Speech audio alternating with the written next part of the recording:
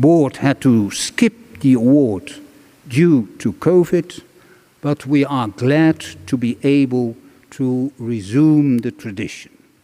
I want to extend a particular welcome to the members of the family of Johan Wateler who are present.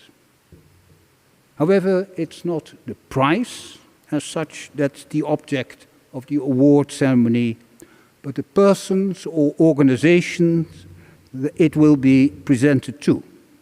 Every year, many persons, initiatives, and actions catch the public eye because of their contribution to the promotion or preservation of peace. But peace is not the result of one person or one action that catches the limelight, but of the steady work and perseverance of many persons and organizations that bring opponents together to dialogue and to settle their differences by peaceful means. It is a privilege to welcome here Mr. David Harland and his colleagues who are daily engaged in that steady work of peacemaking and peace building. I would also like to extend a warm welcome to Her Excellency Deputy Prime Minister Sigrid Kaag. She was herself a recipient of the Wateler Peace Prize in 2016.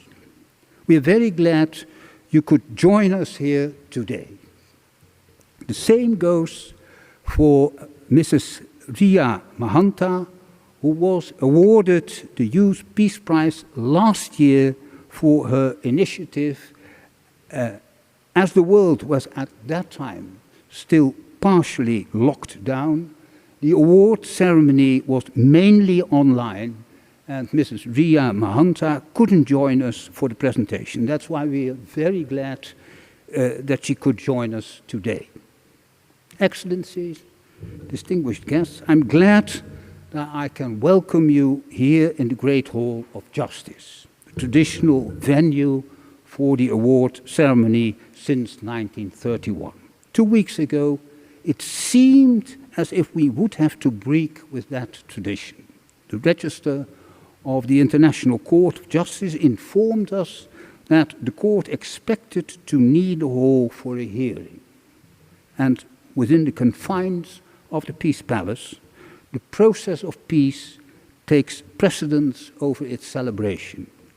It was therefore with a great relief when the Register of the Court could inform us last week that the hall would not be needed, and we are very grateful to the court for the use of its courtroom. You have found the program for this ceremony on your chair. This afternoon, I will be both your host and master of ceremonies, but I'll try to keep the entr'actes to a bare minimum. There will be one change in the program. Mrs. Elisabeth Wesseling, member of the board of the Carnegie Foundation and chair of the jury, sadly had to inform us that she fell ill last weekend and can't join us here today. However, since COVID times, we are prepared for any sudden impediments to the proceedings. So we recorded our contributions for today on screen last week. And thus, despite her physical absence, she will nevertheless be able to deliver the jury report on screen. Later on, I'll introduce the subject of peace and peacemaking in my address as chairman of the board of the Carnegie Foundation, but I'll first now give the floor to the local burgemeester of The Hague, Alderman Mrs. Marielle Vavier, who will welcome you on behalf of the City of Peace and Justice. Mrs. Vavier, please come forward.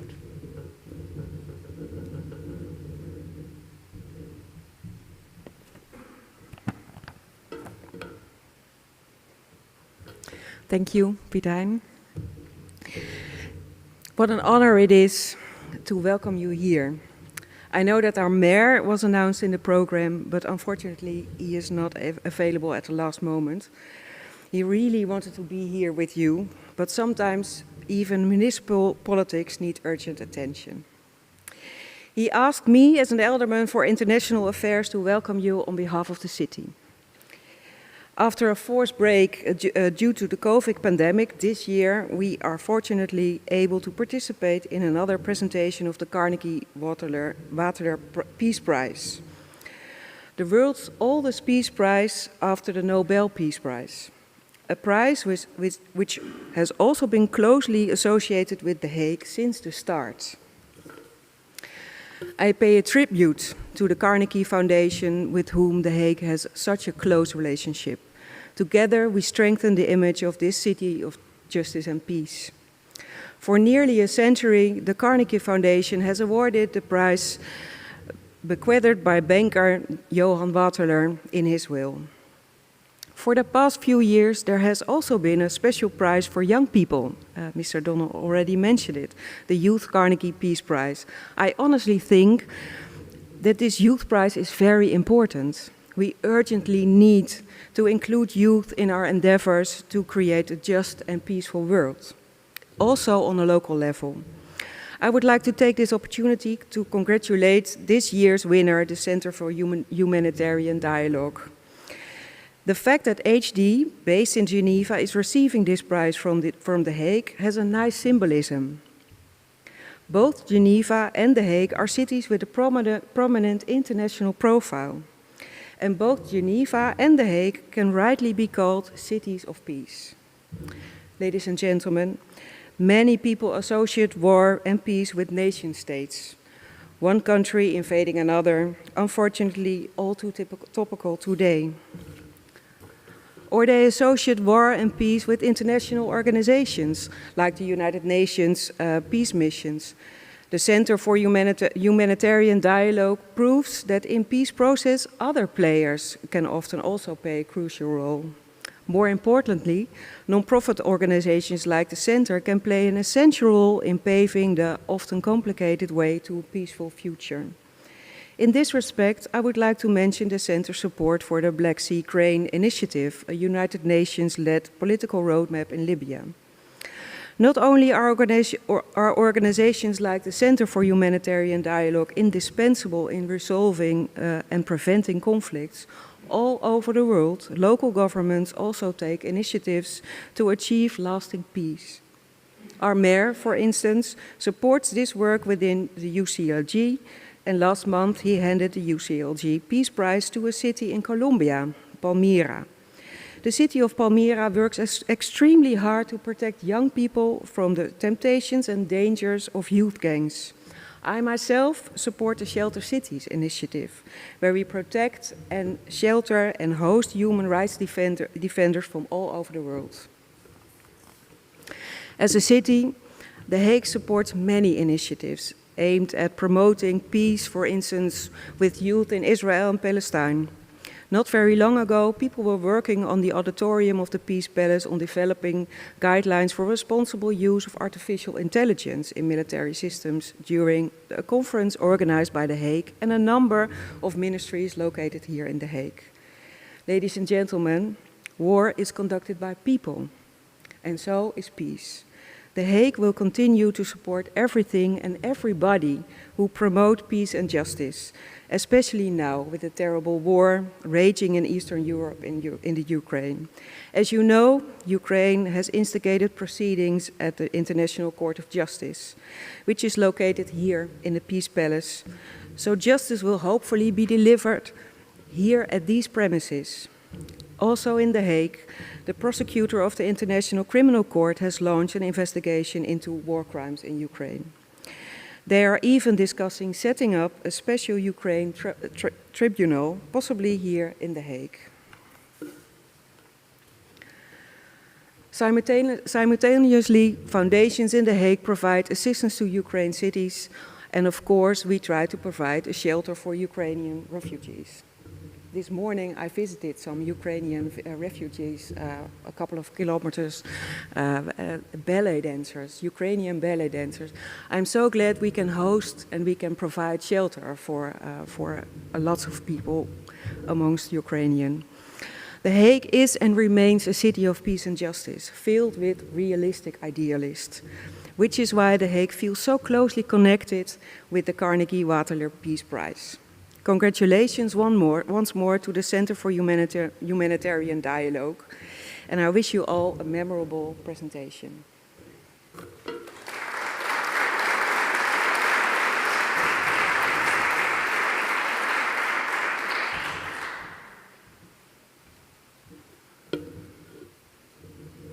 We are gathered here today to honor an institution and its remarkable efforts in promoting international peace through dialogue.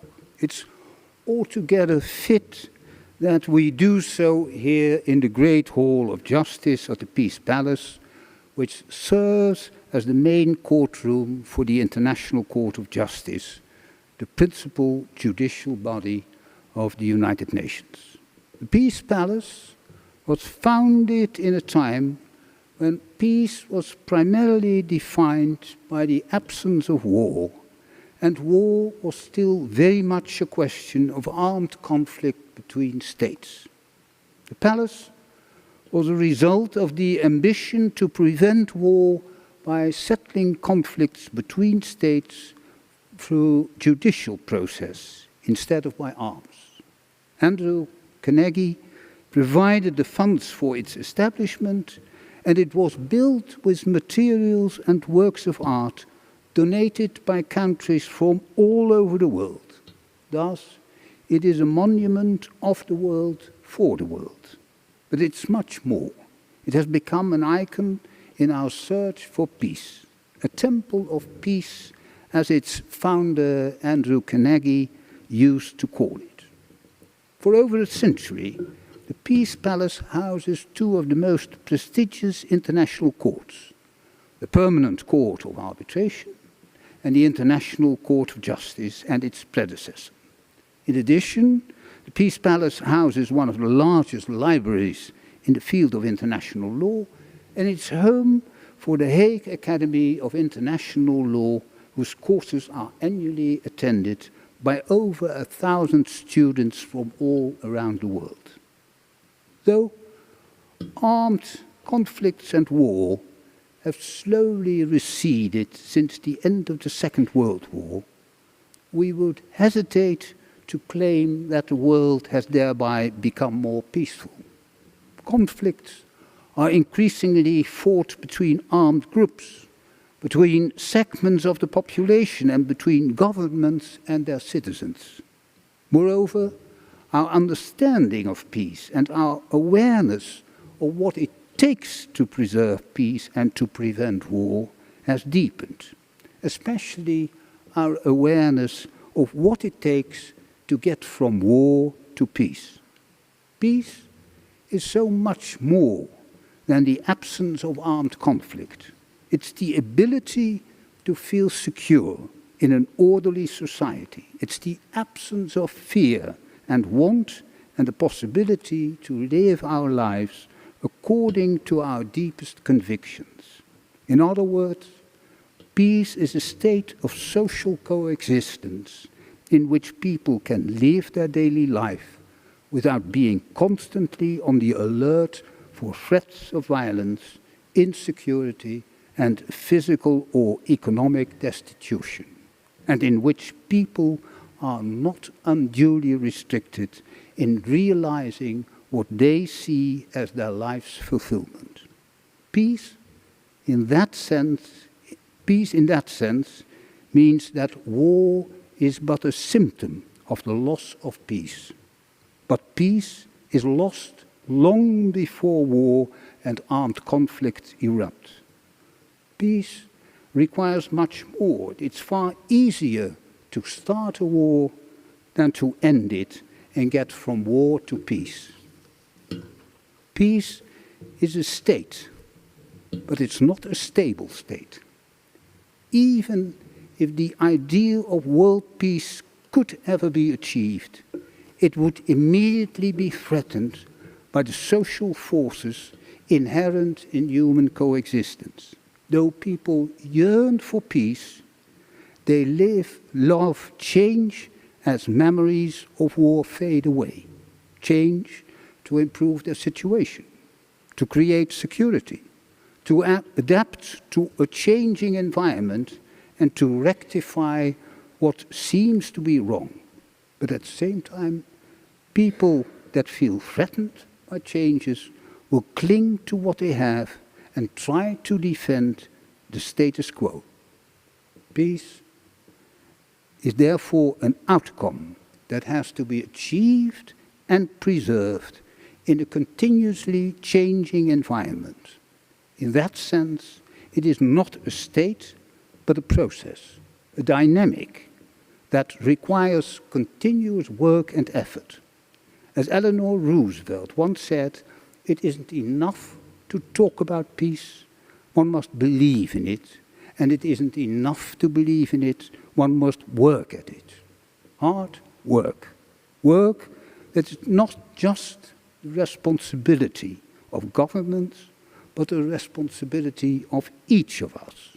Peace requires a continuous effort and contribution by each of us, which starts by keeping good relations and an open mind by accepting differences, to understand what moves others, and to live with cultural, political, and religious differences. It seems so easy and normal, but it takes courage, because in everyday life, it's often far easier, less risky, and cheaper to let relations deteriorate than to make the effort of improving them. Easier to look the other way and stand aside in the face of injustice and violence than to face them. To go with the flow of established public opinion and prejudices than to oppose them. But it only seems to be easier and cheaper, because ultimately it is penny wise, pound foolish. The cost of distrust, of conflict, even if it isn't armed conflict, and especially the cost of restoring peace, far exceed the short-term gains of neglecting the preservation of peace. However, it takes courage to stand up against accepted opinions, go against the flow of prejudices and popular emotion, to plead for tolerance where tolerance has ceased, and to keep in contact where contacts are severed. Apart from courage, peace requires belief. Belief, as Eleanor Roosevelt rightly said in the words I just quoted, it isn't enough to talk about peace, one must believe in it. One needs to believe in it, because working for peace is often daunting and seemingly endless and futile, especially if it concerns international peace. The nearer one gets to the goal of restoring peace, the harder it becomes to achieve, and as soon as one conflict seems to be under control, another erupts. Peacemaking often seems a Sisyphean labor. Sisyphus, in Greek mythology, was the king of Corinth who cheated death twice. For this, he was punished by Hades by being forced to roll an immense boulder up a hill, only for it to roll down every time it neared the top, after which he had to start all over again, and again, and again, in all eternity. We know peacemaking is not a Sisyphean labor, for otherwise wars would never end, and peace would be a furtive dream. But faced with the trials and tribulations of actual peacemaking, all who are involved need a firm belief in the possibility of positive results to overcome the seemingly endless obstacles and daunting difficulties. Belief not in the sense of certainty, but in the sense of hope. Hope as it was once defined by Václav Havel. Hope is a state of the mind, not of the world. Hope is not the same as joy that things are going well, or the willingness to invest in enterprises that are obviously heading for success, but rather the ability to work for something because it is good. Hope is definitely not the same thing as optimism. It's not the conviction that something will turn out well, but the certainty that something makes sense regardless of how it turns out. It is this hope, above all, that gives us the strength to live and continually to try new things, even in conditions that seem as hopeless as ours do here and now. May that hope sustain all those involved in peacemaking, even though it may often feel like an endless obstacle course, and their efforts may seem so many drops in an ocean of misery. Peace is a blessing for mankind, but that is why it is written, "Blessed are the peacemakers." It's against this background that we try to focus the award of the Wateler Peace Prize, in particular on persons and organizations that by their continuous effort and perseverance contribute to that collective effort of many people everywhere in the world to preserve, restore and promote peace, though their efforts may often seem to be futile and in vain and do not catch the public eye. Our primary mission here at Peace Palace is peace through law, but silent diplomacy, dialogue and education are at least as important in achieving the ultimate aim of people like Andrew Carnegie and Johan Wateler, which is preventing war and restoring peace. We are therefore glad to present the award this year to an institution that by its remarkable efforts to promote international peace through dialogue has built an impressive track record. Thank you.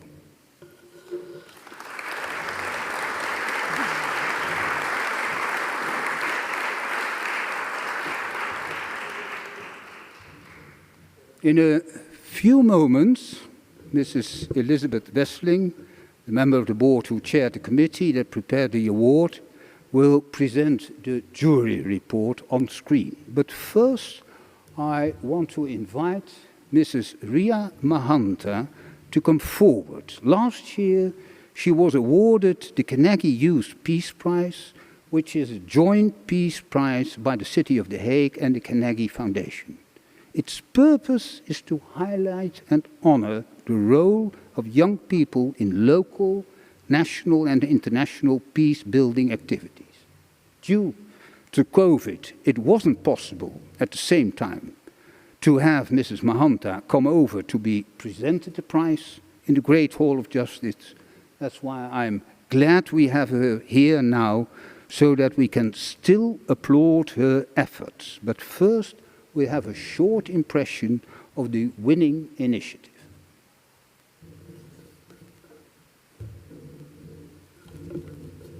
There are many institutes that study global conflicts, but few that explore the peace processes by which those conflicts may be prevented, resolved, or transformed.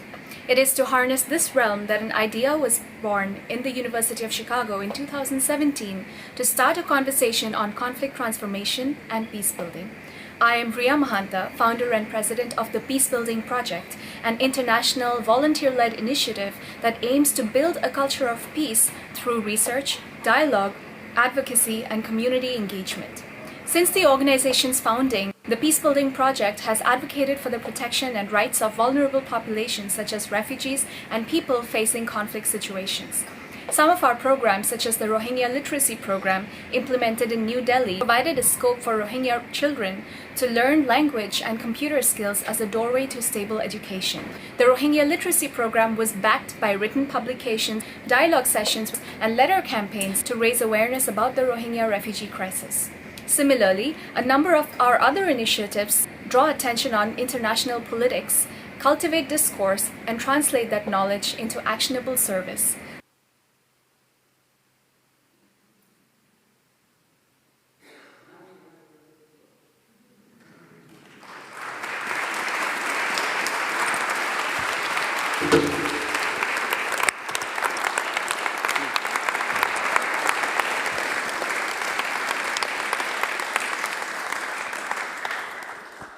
Thank you for coming, and I'm glad you are here because that allows me to ask what the effect of the prize has been in the past year. Thank you so much for the question, and thank you for allowing me to be here today. It is my highest honor to represent the Peacebuilding Project on this platform. When asked about the impact of this prize, I can't help but comment that the Peacebuilding Project, though international in its outlook, is an organization from the Global South. And if we're being honest, there is no clear nor easy path for young peacebuilders from the Global South to connect and contribute to the international peace and security system. The Carnegie Youth Peace Prize is a window for the Peacebuilding Project to do exactly that, connect the local to the global. And since the award, the Peacebuilding Project has been able to amplify our cause, advance partnerships, represent voices of civil society on international platforms, contribute to discussions on advancing the youth, peace, and security agenda through national action plans and national security frameworks. We are honored to be recognized in this space, which has provided a channel for young peacebuilders from the Global South to contribute to international systemic policy decisions that have a global impact. Thank you. Thank you.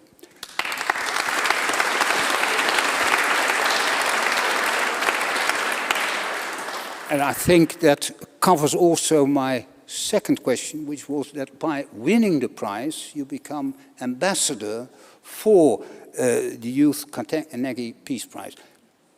What are your ambitions in that direction?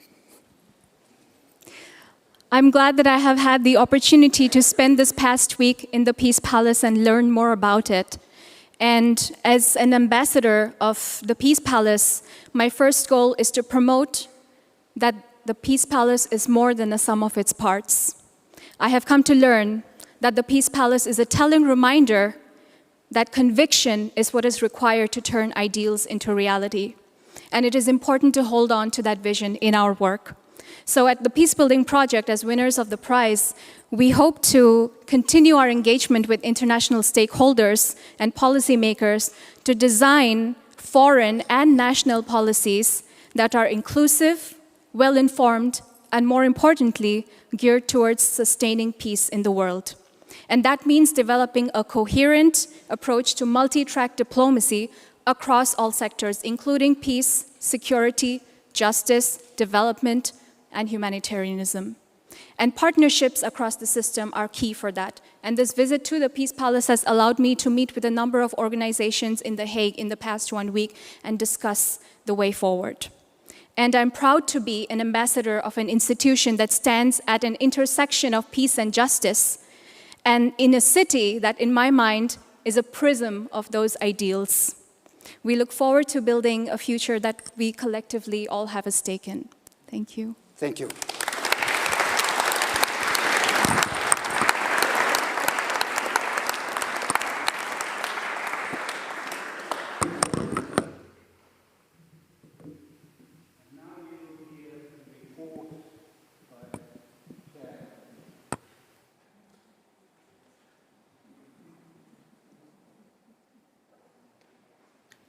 Your Excellencies, distinguished guests, member of the Wateler family, dear Mr. Harland. As the chair of the Carnegie Wateler Peace Prize Commission, it's an honor for me to present today in the Peace Palace a very special Peace Award. Johann Gerard Daniel Wateler was a banker, poet and peace philanthropist who lived from 1857 to 1927. In 1916, so in the middle of the First World War, Johann Wateler instituted by testament a permanent peace prize after the example of the famous peace philanthropists of his time, Andrew Carnegie and Alfred Nobel. His will, written in Dutch in The Hague 106 years ago, includes the following provision, and I summarize. The property as such of the capital, as well as the remainder of my possessions, I dote to the State of the Netherlands under the condition that the yearly revenue will be spent for the award of a prize to him or her who in whatever way, in the country or abroad, has been most meritorious in the furthering of the peace ideal, or in contributing to finding means to render the horror of war more and more impossible in the long run. Since 1930, the Carnegie Foundation bears responsibility for the bequest. The currently named Carnegie Wateler Peace Prize has been awarded right here in the Great Hall of Justice in the Peace Palace since 1931.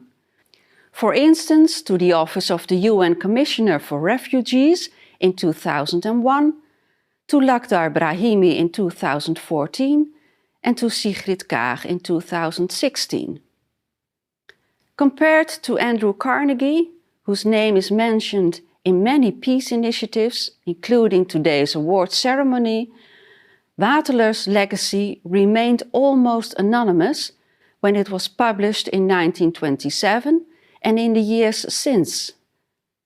Nevertheless, the success of his will is evident as this award is being presented again today.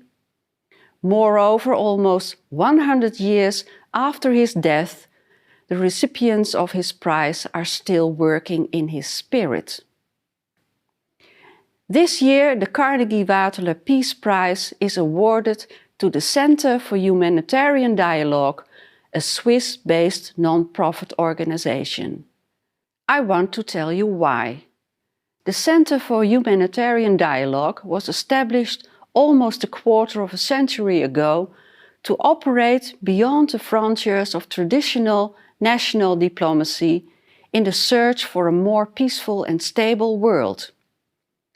Its mission would be to make discreet, unofficial contact with all kinds of actors like armed groups, pariah governments, or mainstream governments with differences that made any form of public or official contact difficult.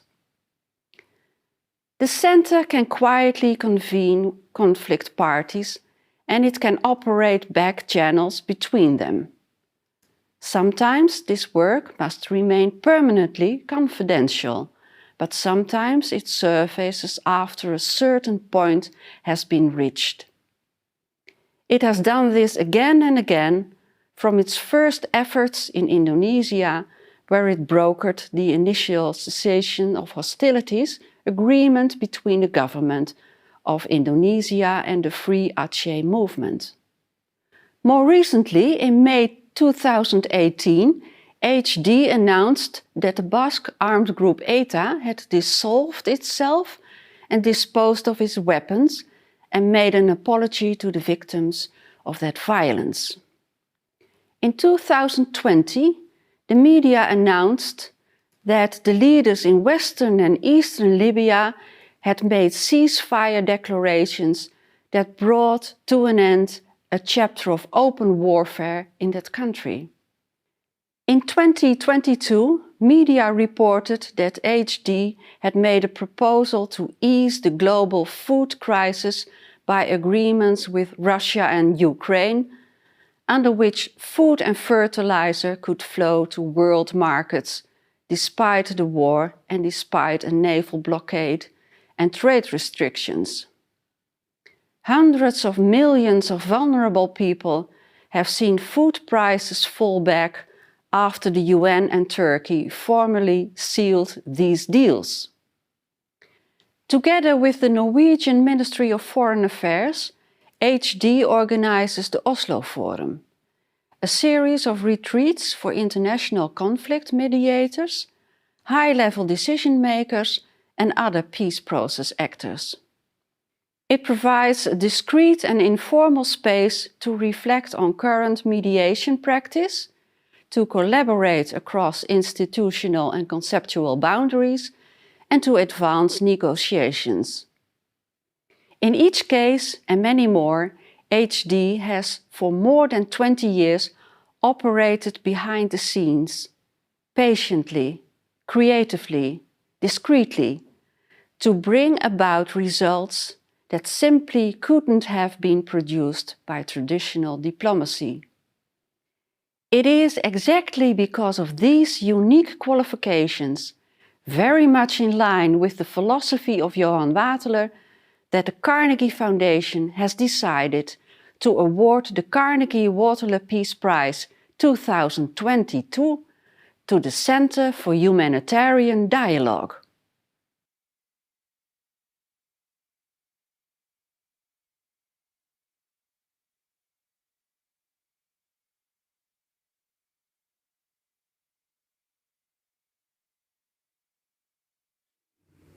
To the jury report that just today it became announced that the Osanyo initiative in Ethiopia resulted in a cessation of hostilities.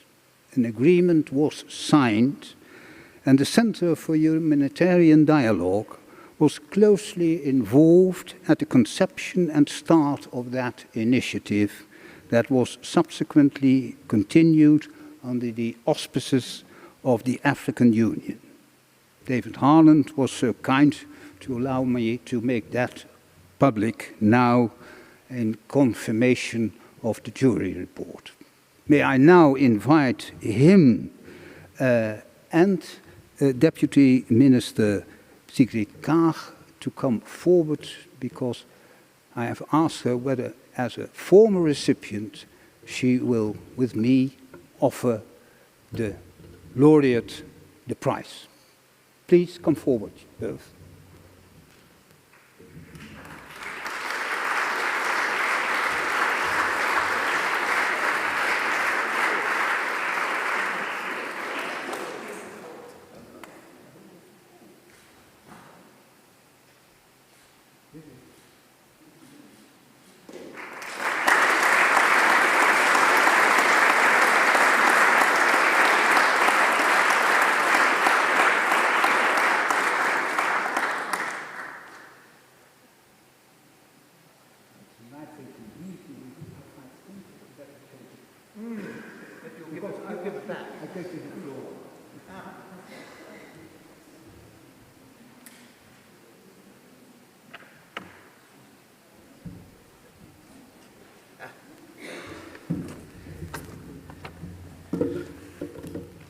Great.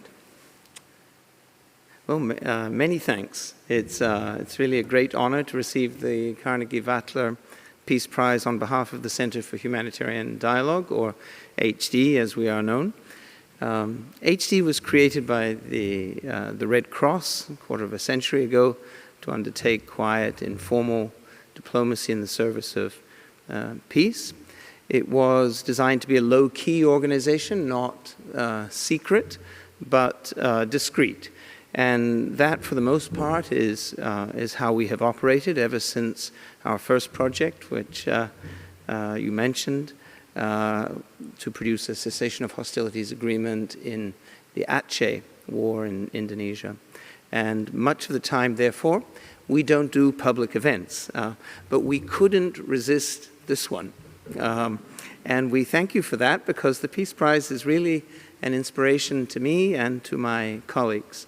And we will think of it and of the values and motivation behind it when we next find ourselves in a dark place, which is often. It will be a light for us. Thank you very much. I should also say that as a part of trying to keep a low profile, we do try, when we do speak on the public record, not to say anything too interesting. So I apologize if that's a little bit the case today, but I offer the compensation that I will be quite brief. So the prize is being conferred in the Hague, the city were synonymous with the global effort to advance the cause of justice, including or especially in war. And I have myself come to The Hague many times to give testimony in international criminal cases. So being in the city of peace and justice, I thought I would say a word about that intersection of peace and justice in the work of the Centre for Humanitarian Dialogue. And, you know, it's an old debate, which I won't add too much. It's Sophocles' Antigone was confronted with the problem 2,500 years ago, and it remains actively debated. And there is an easy way out to say that there is no tension between peace and justice, no contradiction. But I have to say that my whole life has brought me to the feeling that there is a tension that needs to be discussed. Almost 30 years ago, in April of 1993, Serb forces in Bosnia surrounded Srebrenica with a population of about 40,000 Bosnian Muslims or Bosniaks. Seeing the hopelessness of their situation, the Bosniak leaders in Srebrenica entered into discussions with UNHCR about the possibility of an evacuation across Serb-held territory to safety. UNHCR then contacted the local Serb commanders who agreed. And the first convoy of vehicles was prepared, and the first evacuees said their goodbyes, and the first vehicles began to move. And then it was stopped. The Bosnian government in Sarajevo, as well as many foreign friends, said that the evacuation deal was unacceptable. For UNHCR to broker a deal with Serb generals and desperate Bosniaks to remove a whole population, contrary to the most basic precepts of international humanitarian law, was just unacceptable. And a deal like that would be nothing more than facilitating ethnic cleansing, they claimed. So there could not be any fair deal or any real free choice in a situation like that. UNHCR, they felt, must stop the evacuations. And so they did stop the evacuations, and the people stayed. And because of where we are, I will say that it was at that point that the United Nations decided to ask the government of the Netherlands to deploy Dutch Blue Helmet troops to Srebrenica to offer some level of protection to the people who, because there was not going to be that evacuation agreement, would have to stay there. And the Canadians and the Swedes were also asked to take on this role, and they both refused because they said it was militarily impossible. And Kofi Annan, my boss, the then UN Under-Secretary General for Peacekeeping, told the UN Security Council that the job couldn't be done without a much bigger and more heavily armed force. Nevertheless, the agreement was stopped, the people stayed, and a very light force was put there at the bottom of a valley, greatly surrounded by a very heavily armed Serb army. And when 2 years later the Serbs finally closed the noose in the summer of 1995, many of those people who would have been evacuated in 1993 were nowhere to be found. Most of them were among the 30,000 people who had made it across Serb-controlled territory to safety in Bosnian government territory, either on foot, mainly at night, amid unimaginable fear and danger, or bussed out by the conquering Serbs as an act of ethnic cleansing.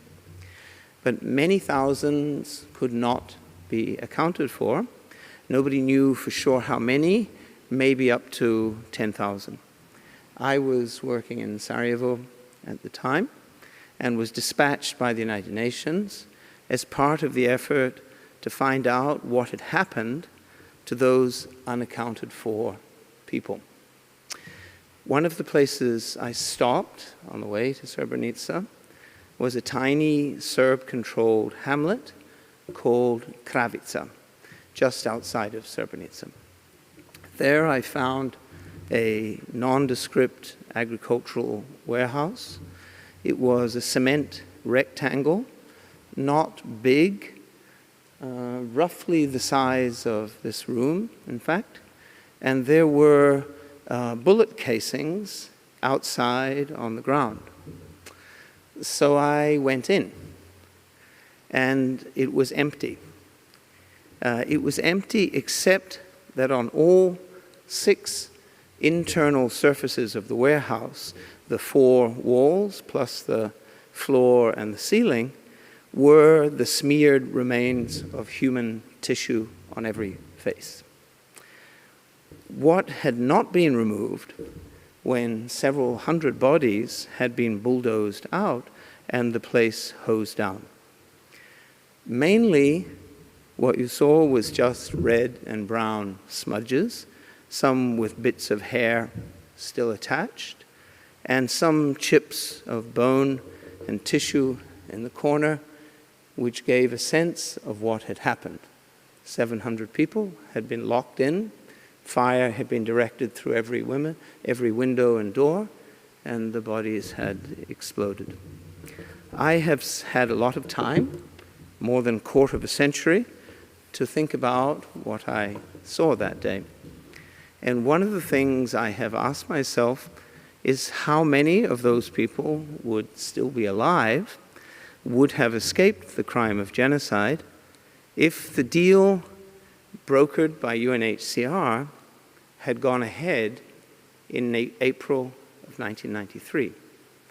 And how strange it was that those who had blocked the deal had done so in the name of justice, in the name of not being handmaiden to the crime of ethnic cleansing. And now I work for an organization which is involved with similar deals, which is being honored here today for that work, not theoretically involved in such deals, but actively facilitating. For example, and I was going to use this example even before I knew that the Deputy Prime Minister, who knows this story rather well, would be here.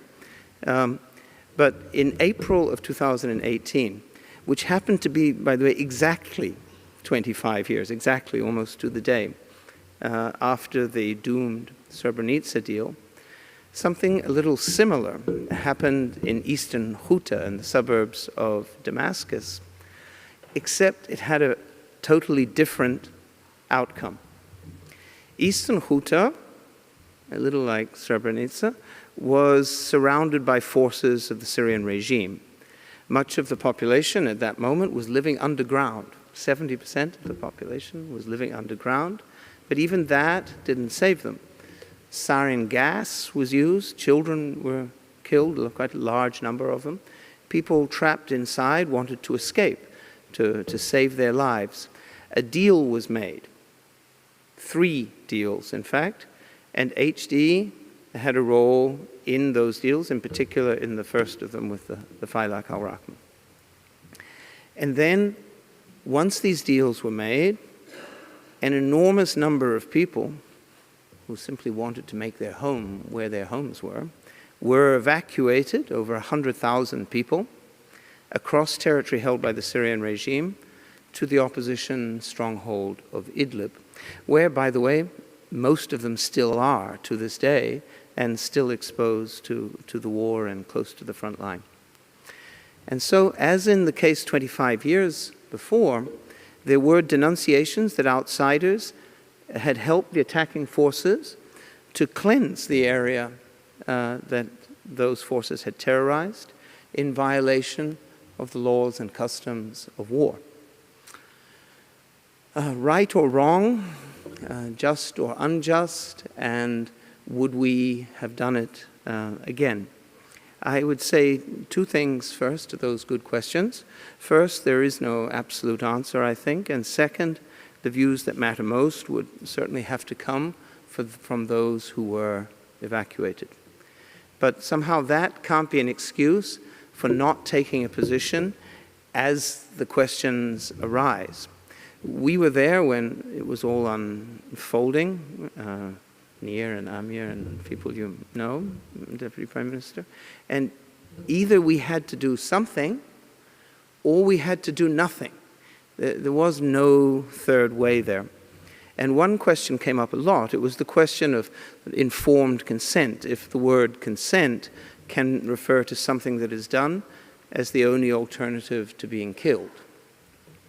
Did the three groups of Huta negotiators, for example, know the risks of what they were getting into?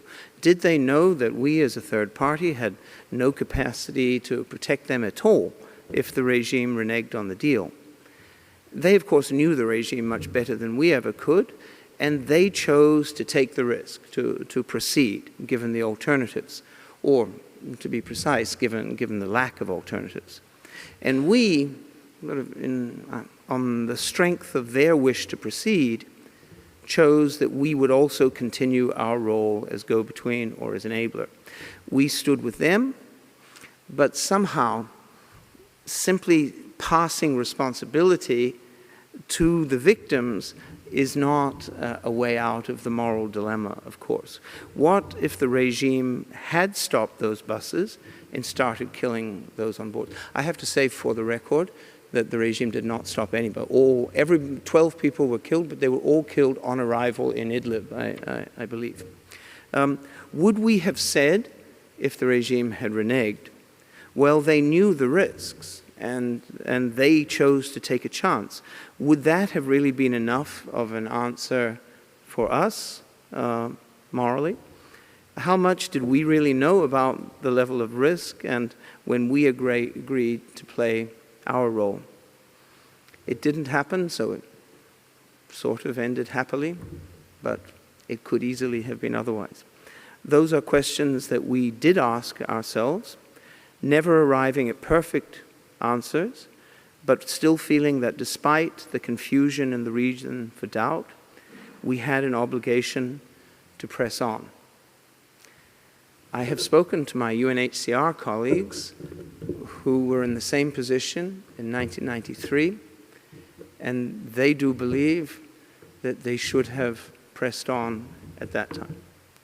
What we did not ask ourselves very much, very explicitly during the Huta negotiations, but which demands an answer in this city of peace and justice, was about the deeper moral hazard. We have to ask it. Yeah? The moral hazard persisted even if there was on the side of the evacuees something approaching informed consent. And there was on our side something approaching reasonable due diligence about the level of risk. There is still, after all of that, an unasked question, and that is somehow the question from Srebrenica. Was our work helping the Syrian regime to complete a job that was fundamentally wrong? Could we, like UNHCR and Srebrenica a quarter of a century before, be accused of legitimating or even enabling a huge crime? And whose place is it to answer that question and to say which priority is greater? Looking back, I have tried to understand that conundrum wherever it arises, and I think of Katya and others here, Marina Domoshkina, my colleagues. I like to think of that in terms of the primacy of the right to life. However much we wish it weren't so, at least as operators in the field, we feel there is a hierarchy of rights. At least at desperate moments, rights do get traded off, one against the others. because at any given moment, the right to life surely trumps the others. Some rights can still have at least some meaning if they are deferred, including justice. I served as a witness to trials that took place, I think, 15 years after the victims were killed. But the right to life cannot be deferred and cannot be parsed. Now, HD is not an organization of moral philosophers or of lawyers. We try above all to be practical people, but we are acutely aware that the moral and legal hazard are everywhere in our work. So we try in every agreement, not just this one in Eastern Ghouta, with its many dark echoes of Srebrenica, to be guided by the principles which I hope the trustees of this prize can concur with. And the first of these, from which all others flow, which is in our name, is humanity. Our belief and our lived experience is that humanity does not allow us the luxury of not acting until all positive principles are aligned. The choices in war, and I thank Minister Donner for raising the subject of the agreement just made between Addis Ababa and the Tigrayan rebels, because these questions yesterday, which was also started as an HD initiative, because these questions arise there too. The choices are never between good and bad. The choices are almost always between bad and worse, or even between bad and death. So, apart from our commitment to humanity, we eschew purism. We try to be guided by those actually involved in war or its victims who seek an end to violence through negotiations. But we do not advocate for peace at any cost. If the parties choose to fight on, Ukraine, for example, I acknowledge the presence of His Excellency the Ambassador here, has made it clear that they would fight to free their territory of invaders, even if a ceasefire in place were proposed today. And our role is to be ready to help the parties to any conflict when they themselves are ready. In that case, we would take the lead from Kiev. We can discuss with them what negotiations might reasonably be expected to bring, but the decision to try to settle a conflict by negotiation rests entirely with them. Our way of working involves moral compromises. We are impartial with the parties, even when the moral equities are not the same on all sides. From the first work I did on Srebrenica to the agreement concluded yesterday with respect to Tigray. We maintain confidentiality, even when it is a considerable burden to do so. I see, however, one of the people we are able to unload on is our board, and one of my bosses is standing right in front of me, so I was sitting right in front of me, so I do seek some solace there. We can and do admire those who don't compromise on their principles at all, who, for example, those who are against war for any reason and will not fight or engage, or for those who will always side with the weak who suffer at the hands of the strong, or always fight for the triumph of what is right. We can admire them, but we also are aware that there is inescapable moral hazard that pursues even them, even the most principled actors in the crucible of war and peace. Insisting on perfect peace can prolong the suffering. Insisting on confidentiality, as the ICRC, the International Committee of the Red Cross, which created HD, as the ICRC did with its knowledge of the Wannsee Conference in 1942, that commitment to confidentiality, taken to its full extreme, can provide cover, and did provide cover, for the most terrible crimes. So we believe that there is a role, a small but important role, for a service of last resort, for an organization, a pragmatic, low-key organization acceptable to all sides, which can convene those who, for whatever reason, want to draw a line under a violent struggle and to find a negotiated exit. Whether it is a terrorized population surrounded by genocidal enemies, or armed groups at the end of their road, or a failed invasion or a confrontation between great powers that has come too close to catastrophic escalation. There has to be room, we believe, whatever the rights and wrongs, for those who can offer a space and ideas when the time has come to talk. We're infinitely grateful to all the governments which have supported HD's quiet work to play that role. We are grateful to the trustees of the Carnegie Wateler Peace Prize and to our dear Dutch board members, the late Ambassador Herman Schapper and to the brilliant Marietje Schaake, and to all those who have felt that in war there sometimes just has to be a way to find the lesser evil. On behalf of all of us at the Centre for Humanitarian Dialogue, I thank you.